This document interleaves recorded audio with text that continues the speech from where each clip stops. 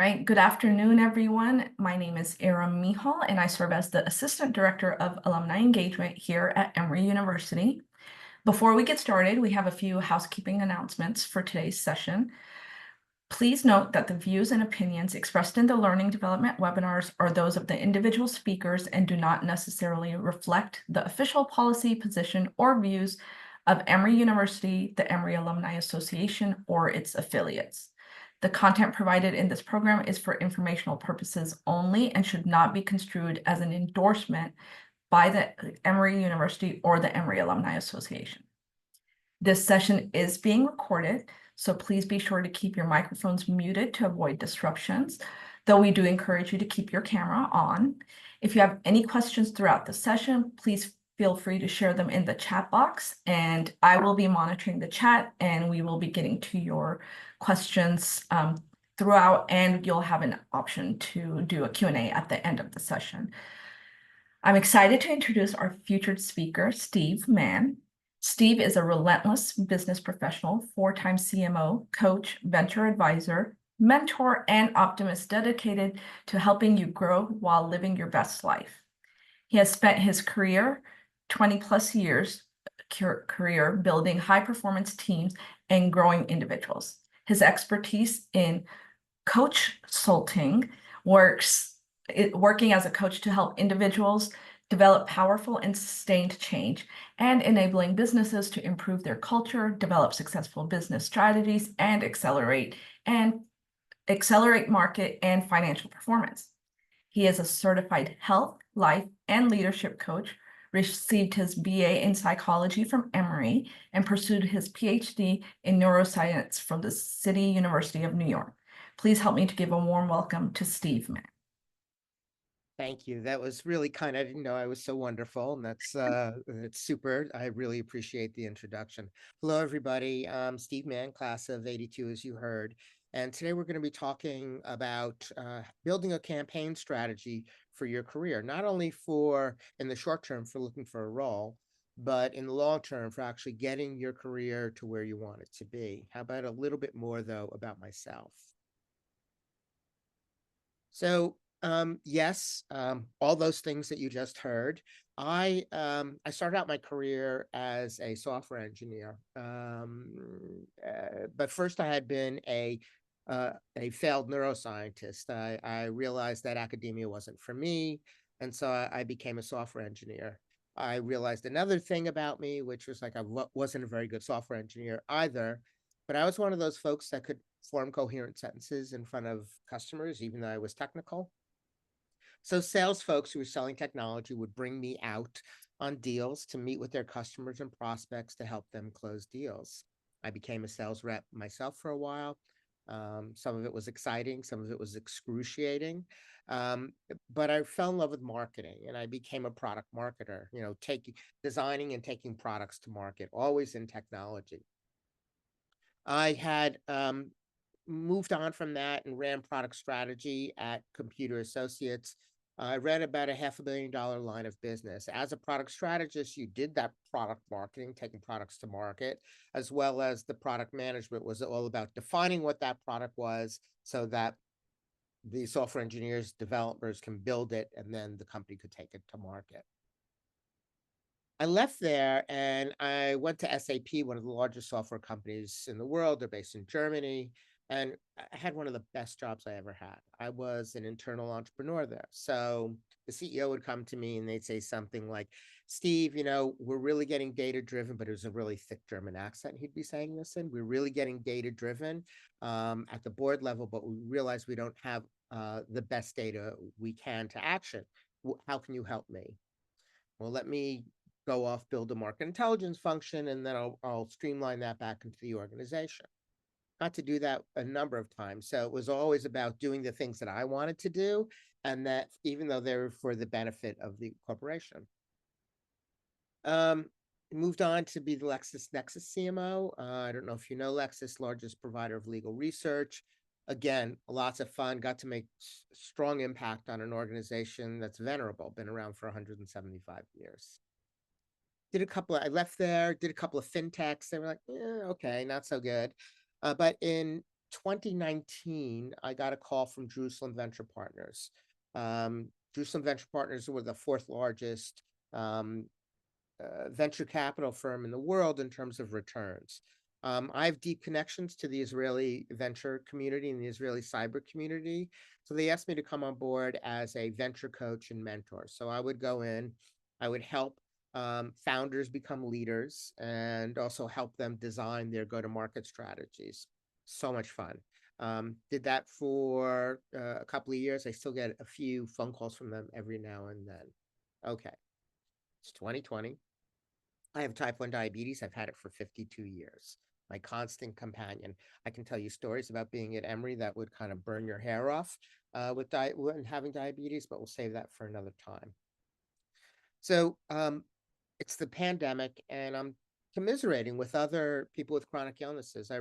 We realize that it's so hard to manage your condition on a day-to-day basis, but to do that in the context of a global lockdown and of a pandemic, it just made it that much more difficult. Like, I hope I can get groceries in next week, that type of thing.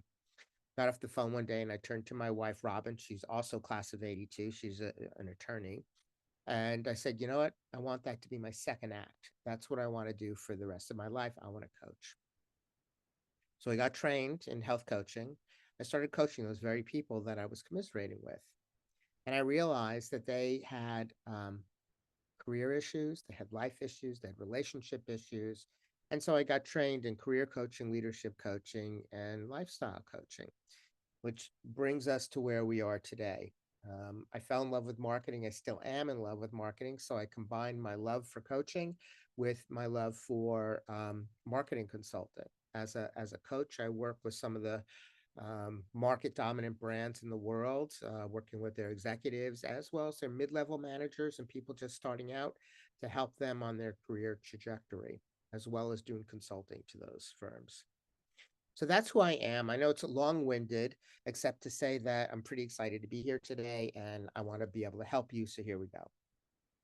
All right. So today we're going to be talking about two things, as I mentioned: your short-term plans and how to land a role, how do you run that career campaign, and then how do you do that over the long term. The deal is that just like a political campaign, where you're seeking office, you have to have an ongoing effort to this. Campaigns last months, sometimes years. You have to do the same thing in terms of getting your dream job, getting promoted, making more money, getting that new skill or executive presentation that you want to do. It's all about what you're going to do over the long term. And many folks who are in these situations don't realize that it operates as a campaign. So let's talk about how you do that. Well, there's a lot of things out there that are challenging you these days. Look, there are fewer roles and increased competition. So when you're going for roles, even though you're competent, 100 other people are competent as well. Now, there are also AI systems. Not only are these AI systems, parsing resumes and parsing LinkedIn profiles, but, organizations, recruiters, and HR systems are reliant on those AI systems for making recommendations. That's uncomfortable, kind of sucks, but it is what it is, and we have to adapt to it. There's a lot of automation going on where roles are actually being eliminated in favor of a bot or some sort of other automation. You may be a candidate and a great candidate for something, but if you're not a fit for the role or the role really doesn't exist, then it doesn't matter that you have great capability. You have to align your superior capabilities with what's actually available in the market. Experience. There's that experience paradox. I'm sorry, but you need experience to work here. I'm entry level. So how am I going to get experience if you don't give me a job? So things like that. Post-pandemic layoffs, pressures on organizations to generate more money, internal candidates versus external candidates. They're all there and they all provide pressure on individuals when they're looking to advance in their career. So let's talk about the short-term career campaign. Number one, what office are you seeking? What's the ultimate position that you want?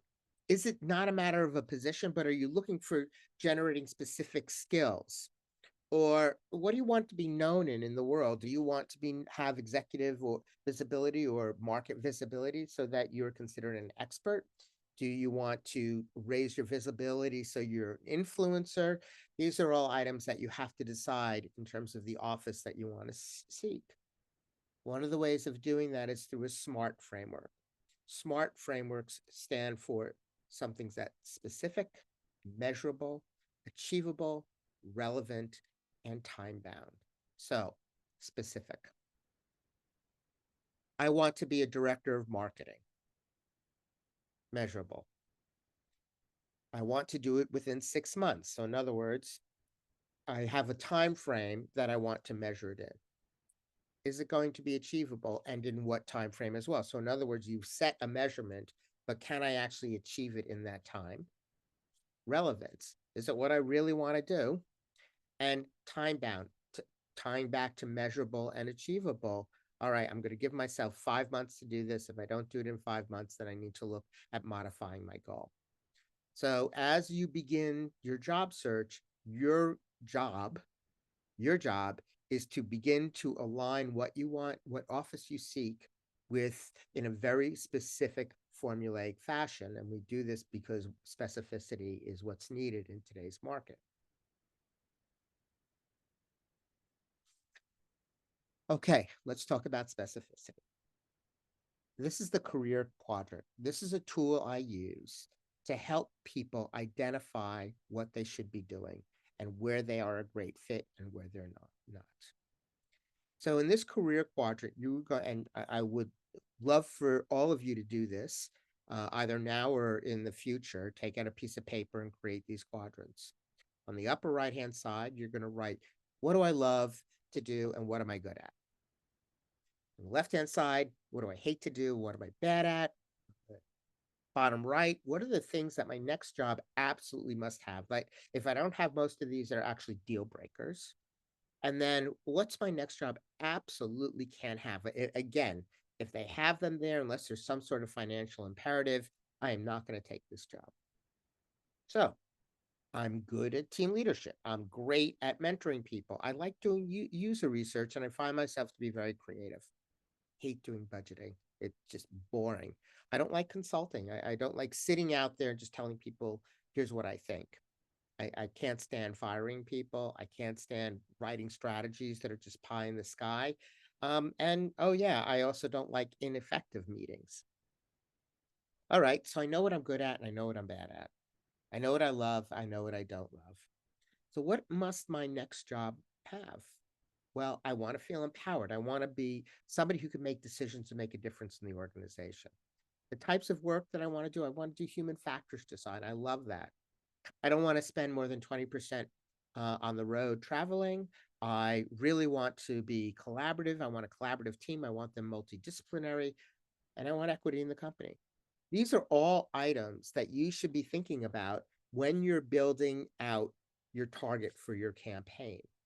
It's important to do this because so many of us don't really know what we want to do or don't really know what the fit should be. Am I a real fit for this? So let me get explicit about what I want. We tend to bring these biases, right? When we do self-assessments like this, but it's discovery work. It's really finding out who you are and um, what you want to be when you quote unquote grow up career wise, right? You need to be open minded about yourself. You need to be curious about yourself. You need to be willing to accept your own criticism. So, based on that career quadrant work, the following should come out from that. I want to be a blank working for a blank in the next blank months, or I want to receive a promotion to a blank within blank months. It's really an initial stab at defining on what you want to do. I'd all like you to take a couple of minutes now and try one of these. I want to be a director of marketing working for a AI startup in the next 6 months. I work at salesforce.com. I want to receive a promotion to a development engineer within the next 6 months. So take your time. write one of these and drop it into the chat.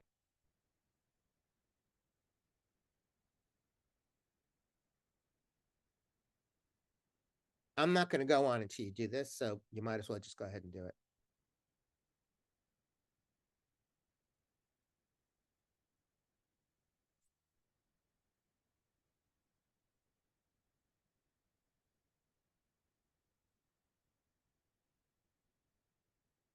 If you're having trouble, ask me ask me, and I will be happy to help.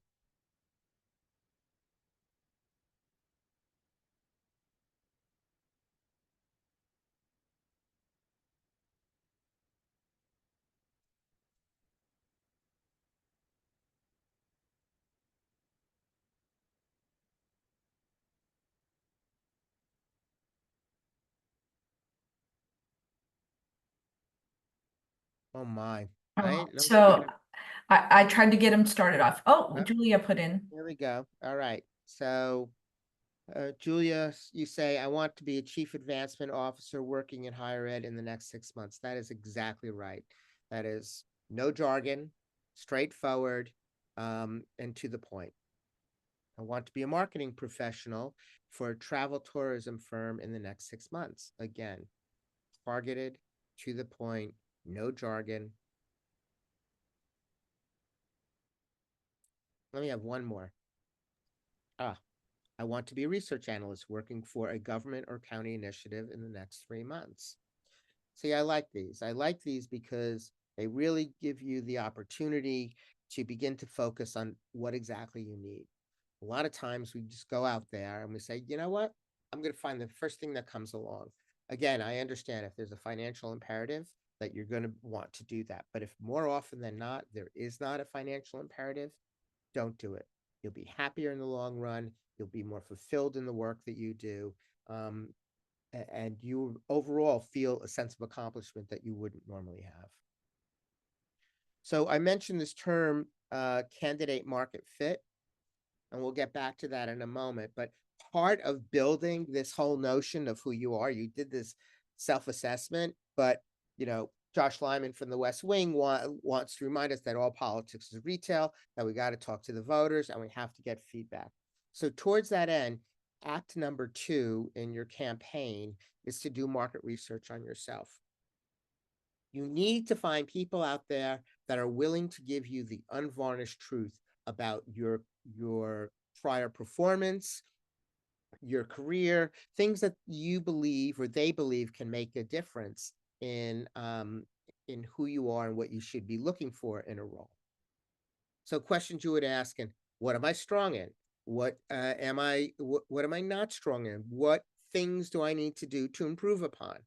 Now, they may not be able to answer those questions so easily, so you would give them prompts like, how am I strong in my job responsibilities? What's my management style like? Am I good at communication? How am I at working with others? So those are areas where you say, where am I strong in or where am I weak in? Where can I improve? What things do you see? I have my strengths, you have my weaknesses, but tell me where I can improve. Well, Steve, you're a brilliant communicator, but what's odd because you really don't like collaborating with other people, or you have a bit of imposter syndrome. And as an imposter syndrome person, you tend to be a perfectionist, and that will not go well in any organization. Who do I work best with? What cultures? So for me, I've always liked working in multidisciplinary and multicultural organizations. A lot of the organizations I've worked with, they're from Germany and France and Israel and Asia, and that feeds me. There are two questions that you need to ask in every conversation you have during your job search, during your campaign. If you were in my shoes, how would you conduct this job search, this promotion, or getting these skills? What would you do? Well, if somebody says to you, well, you should just network more. You have to practice what I call academic terrorism. You have to keep asking the questions that you deserve answers to. Network with who? Network where? There's specific organizations that you are recommending for me. Things like that. You have to drill in to get the answers that you deserve. And finally, who else should I talk to? Each conversation that you have is a step to having more conversations. And that goes into, how am I going to network into my job? What am I going to do? Who am I going to talk to find the role that I really want? Why do I say this? Because 60 to 70% of the job market is hidden. What you see on LinkedIn or on other job boards does not reflect the entirety. It actually reflects a minority of the roles that are out there. And to find those roles, it's important to go through this market research so that you begin to find the people who you should be talking to. All right. I've done my market research on myself. I've done my market research on myself. I've created a career quadrant, and I've decided, well, these are the things I love and hate. This is what my job what should be. Then I go to the next step. I'm going to compile my dossier. I'm going to construct my candidate market fit. So, in addition to that pithy, what do I want to do statement that we made, which is like the essential of a candidate market fit, does the role, you have to ask, does the role currently exist? Okay. I want to be a pediatrician. We don't hire pediatricians anymore. That's what I mean. Does the role even exist? And are firms looking to hire that role? Okay, the role is there, but am I good enough for it? Do I have the skills to actually do it? And there are three ways I want you to answer that question. Can I do the role immediately? Like day one, I just step in and can do it. Do I need a little bit of training? Yeah, 2 or 3 months of work, I can be up and running. Or is this the type of role that it's out of my reach for the next couple of years? Once you've made those decisions, you're going to pair that with the job description fit that you just made. And you're going to create a precise statement that declares your next role and whether or not you can do it and whether or not it exists. So you're going to take these three things that we just talked about, and I want you to create something like this. I want to be a VP of communication in an artificial intelligence startup with a social mission. I want to find a VP of marketing role in a medium-sized privately held company, not backed by venture capital or private equity. Now, these look the same as what you did before. The difference is that you vetted it through your market research, and you vetted it and you've also vetted it through those questions that I gave you around, is this something that exists now? Even though I may want to do this, when can I get it done? Keep it short, don't use jargon, keep it very concrete and tightly focused. It should be clear to anybody that you give this to what you're looking for and basically how they can help you. Okay. You've compiled your dossier. You've now got to update your platform on which you stand, which means refining your LinkedIn profile and your resume. So as I mentioned earlier, recruiters, presenters, influencers, they all rely on LinkedIn. They all rely on AE parsing tools. So if your profile and your resume are not in alignment, don't use the correct keywords, or don't rise above the threshold that these AI tools are looking for, you're invisible. So the goal is to align your skills and all of your experience with your target roles, engagements, or your networking. So in other words, if you're looking for a specific role, you have to have that reflected in your LinkedIn profile, even if that means rewriting your profile multiple times. How do you do this? The best way to do it is to do it collaboratively. I want you to pair up with a friend or a colleague, and I want them to review your profile. And they should be looking at your about section, your experience section, and really identifying where things can be more concrete, or where things need to be, get rid of all the jargon, and it needs to be aligned with how other people who say have the role that you're looking for, how they speak about themselves. Because if they are speaking about themselves correctly, and you can tell this based on the keywords that they use and the skills that they promote, you want to align the way you speak about yourself with the way these individuals. You should be lifting some of their content, like lock, stock, and barrel, then taking that lock, stock, and barrel and then customizing it to who you want. So you should also do this in the context of their candidate market fit, right? Because the person who's reviewing your profile absolutely needs to know what you're targeting. I mean, it makes sense. Okay. This is the process that you should go through in order to refine it. You should also do it mutually. So if they are looking for a role, it would be great to swap back and forth because you'll learn from one another how to get this done. Once you do this on LinkedIn, then you're going to do it for your resume as well because you're going to want them linked. I'm going to stop for a moment. It looks like there may be some questions here. Ah, what is a LinkedIn LLM? LLM is a large language model. So ChatGPT is a large language model. Google Gemini is a large language model. These are generative AI tools that use a model of data to and algorithms that operate against that data to give you the experience with these AI tools. And the reason I use that term is because LinkedIn has a number of generative AI tools, a number of large language models that they use to either recommend a product for you, evaluate your profile, and they're coming from different types of models, different types of algorithms that have been trained with different data, and so that's why I use the term. Why I use the term large language model. Okay. Next step is you got to meet the voters. You have to network, and you have to network. How do we do that? Well, I want you to read Karen Wicker's book, Taking the Work Out of Networking. Karen is an ex-Googler. She's an ex-Twitterer, and she is an introvert.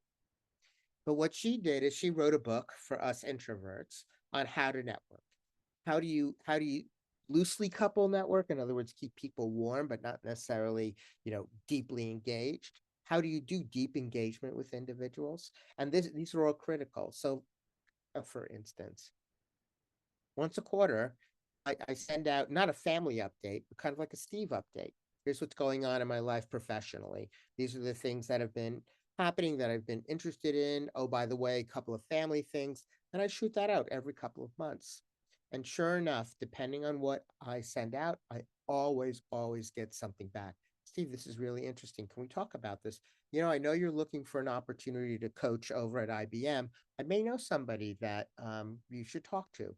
So it's not hard to do, but it returns a tremendous amount of value. That's called loose coupling, loose networking. Now, in tight networking, there are basically four types of audiences you should be targeting. Individuals who have the role that you are interested in. So you may want to be a product manager over at Meta. Okay, well, I want to talk to other product managers at Meta. And if I can't connect to other product managers at Meta, I'll talk to product managers at other large technology firms.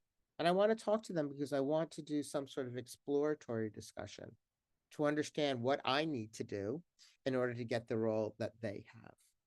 What should I be doing? How should I be conducting my search? What do you think are the major trends? These informational exploratory interviews are not meant to find a job.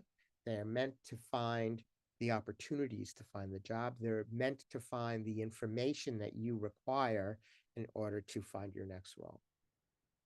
You also want to speak to people who can advise on the job search itself. Remember, I asked else should you be talking to? It's right down there below.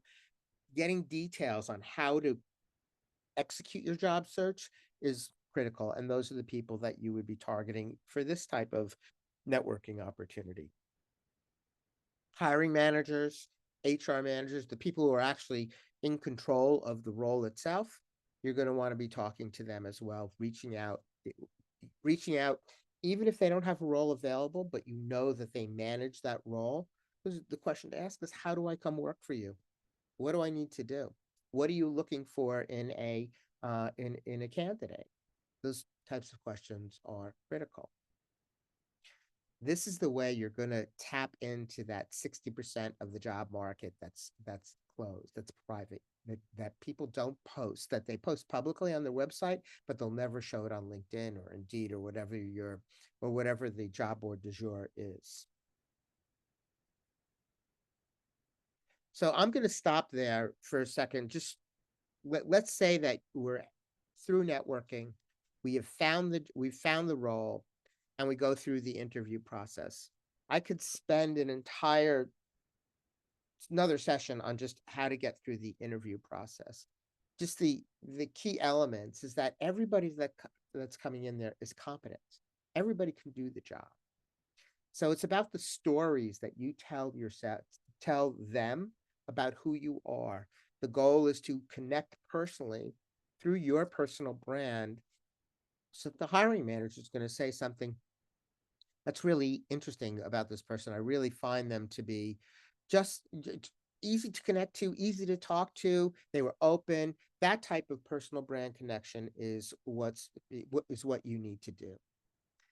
The other thing that you're going to need to do, which is smack dab in the middle of networking, is something called power mapping. And we'll talk about that in a moment, because power mapping can work both for your long-term career ambitions as well as your short-term career ambitions.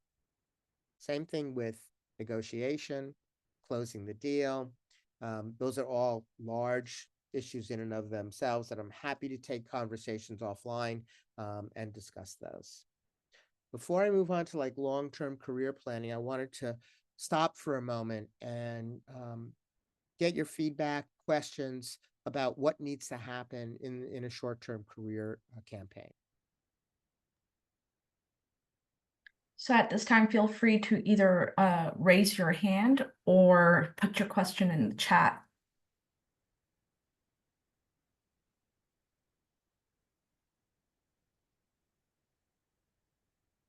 If you want to raise your hand, then come off mute and share your question.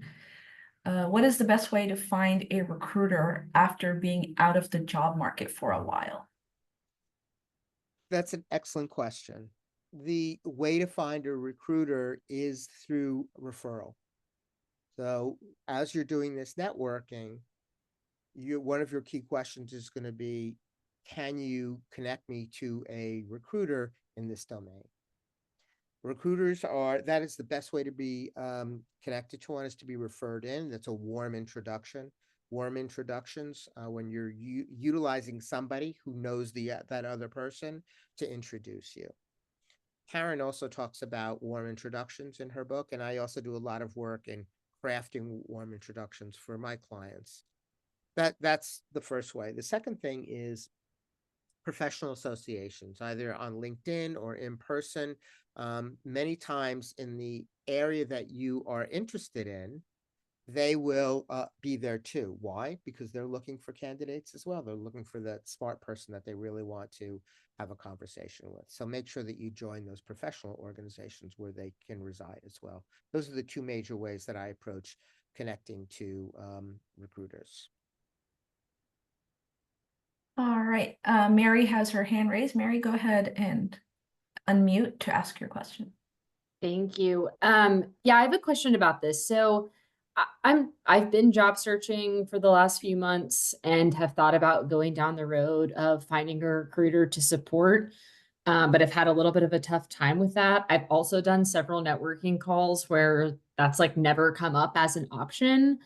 So I'm curious, kind of, when you say recruiters, like, are you thinking about a recruiter who works for a specific organization that you could get connected with? Or are you thinking about a recruiter who works for a third party firm that you would then work with to job search?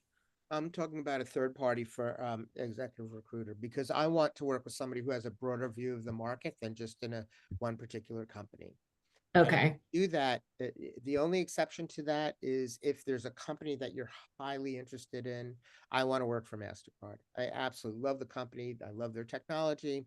I believe in their social mission. I'm going to reach out and get introduced to somebody in the organization. Exactly while ago, I did some work for MasterCard, and that's exactly what happened. My friend John came to me. We've known each other for years. And he said, I just had this great conversation with MasterCard. You might want to talk to them. And I'm like, that's great because I'm looking to do some work with them. So you have to look for those touch points that can get you introduced to internal recruiters. My preference for you at this point in your job search, I'm not quite sure where you are career-wise in terms of what you're looking for, but would be to connect to those particular recruiters. Awesome. Thank you. You're welcome. Great questions. Any other questions?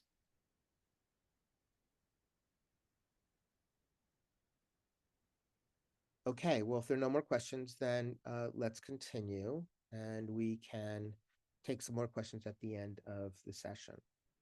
All right, so campaigning for the long term. Let's talk about that. I think we'll begin with a case study. All right, this is Lenny Aiken. Lenny was an ICU nurse working the night shift, and he wanted to be a C-suite executive. He started his career in '99 at Mount Sinai here in New York. And he moved into leadership roles. First, in clinical areas and operational areas, chief communications officer, chief crisis management officer. He wanted to work in marketing and digital transformation and branding, doing innovation work for these organizations. And he has had a tremendous career in C-suite roles. Now he is the president of Live on New York, and it's a prominent nonprofit in the medical area that's dedicated to facilitating organ donation. Now imagine this, 1999, he's an ICU nurse working the night shift. And he plotted and built a campaign to move himself to a C-suite executive. How did he do that? Well, the first thing he did is he created a vision. Now, he used a fantastic way to create his vision. He pre-wrote his resume for 5 years from now and 10 years from now. Really creative way to do this. Why did he do that? Because if he wanted to go from an ICU nurse to a VP of marketing at Mount Sinai, what did he need to do that? What interim roles did he need?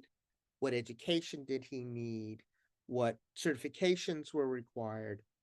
Who should he be networking with? All these things that actually you'd see in a person who was the VP of marketing. Why did he do this? Because when he pre-wrote that resume, it was very clear to him what the gaps were. Remember back in the candidate market fit stuff that we were doing? What can I do today? What can I do tomorrow? And what is currently out of my reach? He used this methodology to determine what those things are that he needed to move from out of reach to tomorrow to immediately. So I use this method with my clients all the time because it really begins to open up your way of thinking, not only about what jobs do you really want, but how you want to get there. And even if it's like something that you see over your long term, because what you see today, I guarantee you, is not what it's going to be different tomorrow. May be what you want, may not be what you want, but it drives you to have to do the research into what you require to get there, because you want to be able to emulate the people that have gotten there. It's about gap filling. All right. So how do I do this? Well, I mentioned the creative exercises around pre-wiring and pre-writing your resume, but all the work that we've just been talking about, developing your career quadrants, doing market research on yourself, creating short, medium, and long-term market fit statements will allow you to will create your vision. You have to take what you love and hate. You've got to take the feedback that you're getting from others, and you've got to wrap those all into, what do I want to do 6 months from now? What do I want to do 18 months from now? And what do I want to do 3 years from now? Then you need to map your market fit statements to milestones in the same way that Lenny did. In 6 months, I want to be a senior director of marketing. Well, how do I do that? Well, I need my project management certification, so I'm going to get my PMP. In 2 years, I want to be a VP of marketing. So I'm going to go out and get my executive MBA because I see virtually everybody that has a that's a VP of marketing has some sort of MBA. I want to work full time while I do that. So I'm going to proceed with an executive MBA. 4 years from now, I want to be a P&L leader. One of the things that I need to do is I need to join the Young Professionals Organization, where I can work with other individuals that are rising stars to learn more, because my ultimate goal is in 7 years is to be a CEO. And luckily, there'll be somebody like me that I can help them with. So that's what I mean by mapping your market fit statements to the milestones that are in your life. It may be education, it may be certification, it may be who you know or the organizations that you belong to, but those are your major milestones. And I want you to not only map out the position, but all the things underneath it that you need to acquire. 3, not power napping, but it's funny, when I was writing this slide, I was like, yeah, we should be power napping. I'm like, that's just not going to work. So power nap mapping it is. Let's take this example. Adriana here, she's looking for a role.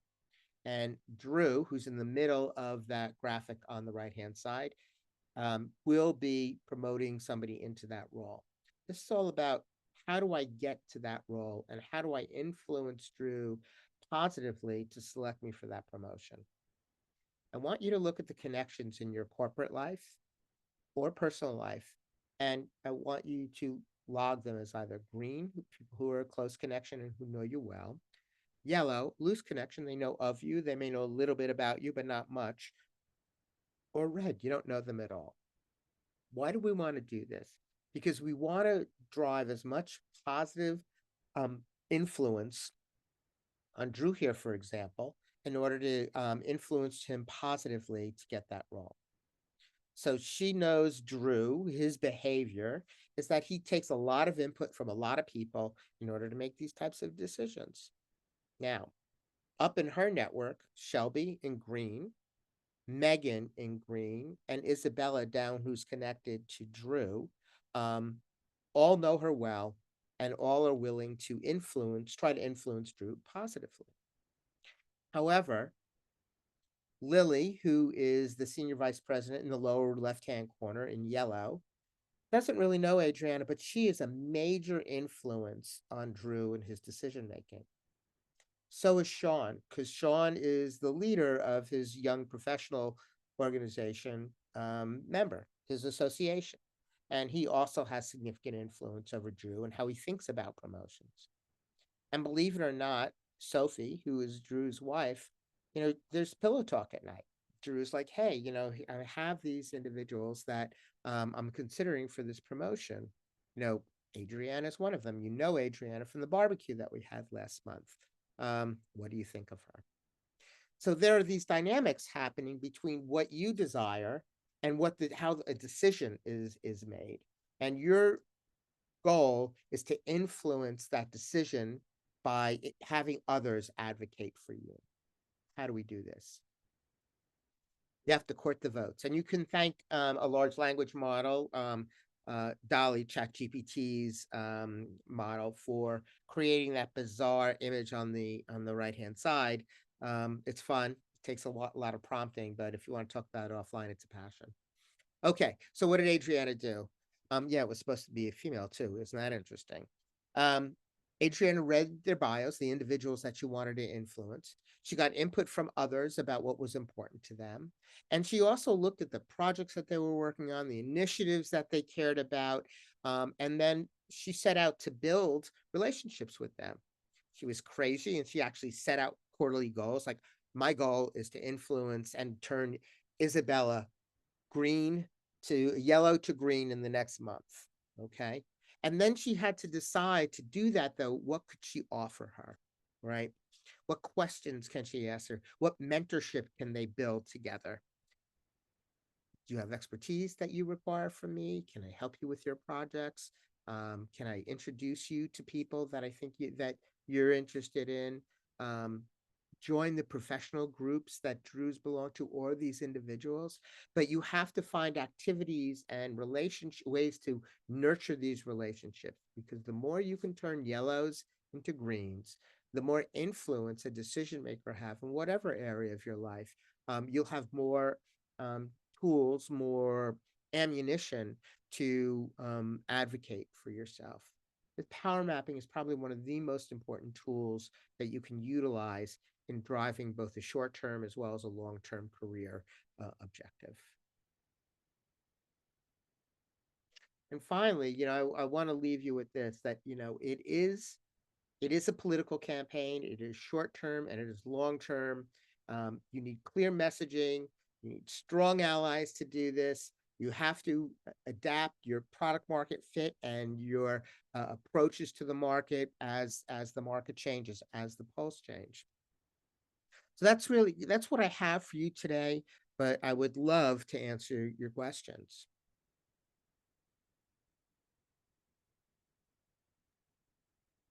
Great content. Once again, if you have any questions, feel free to either raise your hand to unmute or put them in the chat.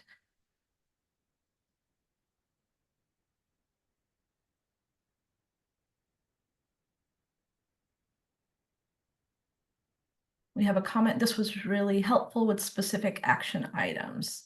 Yes, definitely. It's always nice to have good step-by-step action items.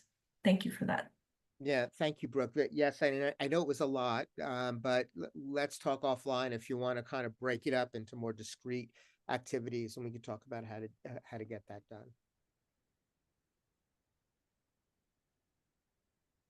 I have a question, if it's okay. I can't seem to find a way to raise my hand. I'm sorry. Oh, you're fine. Go ahead. Okay, good. So what do you do in a situation where the company you might be interested in posts positions, maybe just so they have track of what their availabilities are, but the hiring individuals have someone in mind. And so you go in for interviews and then postings are removed, and then you know exactly who went into the job and you know exactly where they were before, and you know how you can see the increase in that person's role within the same, let's say, department, but you were only a vehicle in them sort of showing 2-3 people that they interviewed, that they considered for this role. What do you do when you're confronted with a situation like that? Unfortunately, there's not much that you can do. I mentioned at the beginning of our presentation about this push-pull between internal and external candidates. In today's market, organizations want to hire what they know, not what they don't. They want to focus on known quantities. But they also have legal obligations many times to post these jobs publicly, or they have an obligation to the organization to check that box. And say, yes, we looked externally. Unfortunately, and this is Amy. Is this Amy? No, this is Dorna.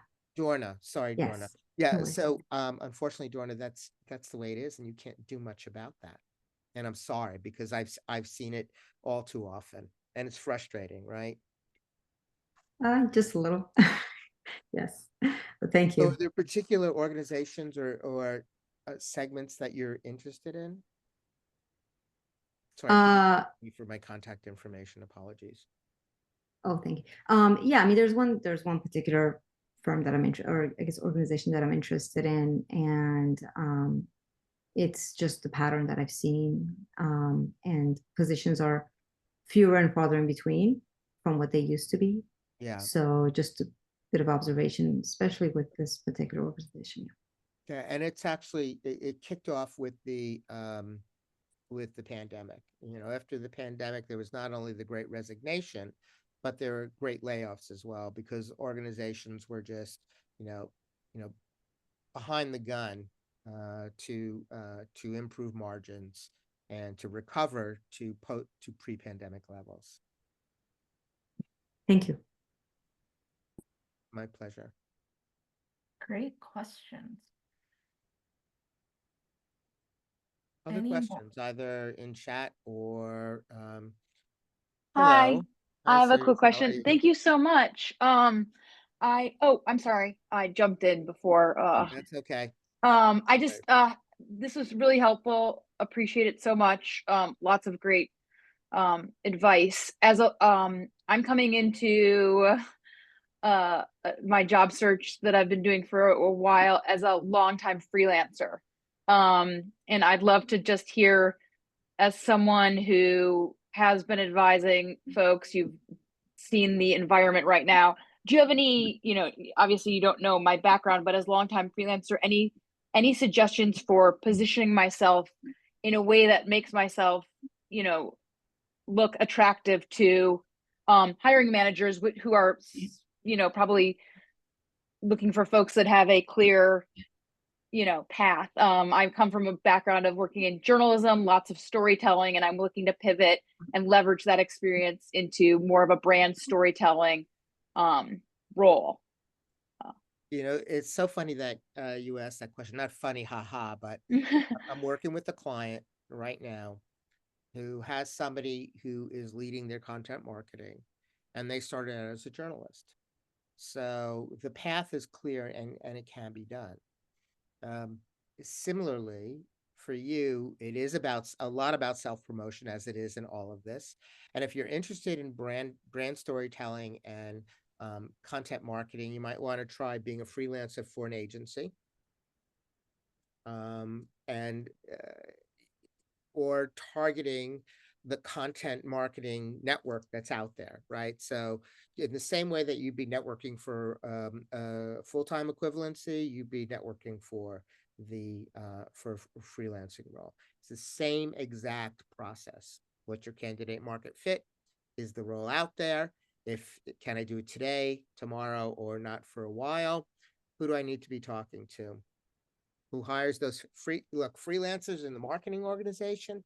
Abundant, Oh, because Steve, I just wanted to, I maybe misspoke as saying that I'm looking to pivot into a full-time role after having been a freelancer. I So thought positioning you were looking. myself as attractive and tapping into saying, this is actually why I am a great candidate, despite what someone might think of. And I know it's a little bit specific, but Well, I think it's about how you position yourself on your LinkedIn profile and your resume, right? As much as possible, you have to demonstrate long-term commitment based on either, what the client wants, as well as what you were able to deliver, right? So you want your profiles to look exactly like an employee's profile. The same words, same keywords, same experience discussion, but the title is different. So for example, for a time I was a fractional CMO, right? I was part-time CMO loaned out to smaller organizations. But I don't necessarily call myself a consultant. I was a fractional CMO. And then somewhere in the body, of the description, you want to be on the up and up. I consulted to X, Y, and Z. I did but the same experience level, the same accomplishments, it was all there. Sorry. So we have another question in the chat. Did that answer your question before we move on? yes. Thank you so much. Thank you. So I had the privilege of staying home with my kids. I used to call myself a domestic engineer. But the question is, what's the best way to explain a 10-year gap where I took care of my kids? Honestly, I mean, we can wordsmith it. We can provide context to it. We can explain, the depth of responsibilities in addition to child rearing during those years. Because and correct me if I'm wrong, but on my belly button, it says that you probably had your hand in some things. Is that incorrect? Correct? If you did, then there's a way for you to tell that story. Yeah, I've done some freelance, very minimal for like the last 5 years, but for the most part, not really. But I had over 20 years experience before I took that time off. Yeah, I think in those particular situation, it's a recency issue. It's a skills issue based on where the market is today. And so if you can demonstrate that you have that recency knowledge and skills, then the gap becomes less of an issue. The other thing is, and unfortunately, it's hard to find, but those organizations that embrace support for their employees, 6-month paternity leave, 6-month maternity leave, things like those extended benefits that you don't find everywhere else. There tends to be more of an inclination towards flexibility like that. Great questions. Unfortunately, we are almost out of time, so we just have a couple of minutes left. But thank you all for joining us and participating in today's session. We love it when it's interactive and you guys ask questions and engage. We do encourage you to schedule your complimentary career strategy session for additional assistance. You will receive an email from me with more information about that, along with the link to complete a short survey. Please take the few minutes to complete the survey. We do look at these, we share your answers with the coaches, and we use it to improve and create better programming for you guys. And then be sure to register for our next webinar, Become a Visionary, Create Your Ideal Future, with Annette Bloom Pearson next week, October 16th at 12 p.m. here on Zoom. On behalf of the Emory Alumni Association, we want to thank you again for learning with us, and we'll see you next time. And again, you will get an email with Steve's contact information and a recording for today's session. Have a great afternoon. Thank you, everybody. Take care.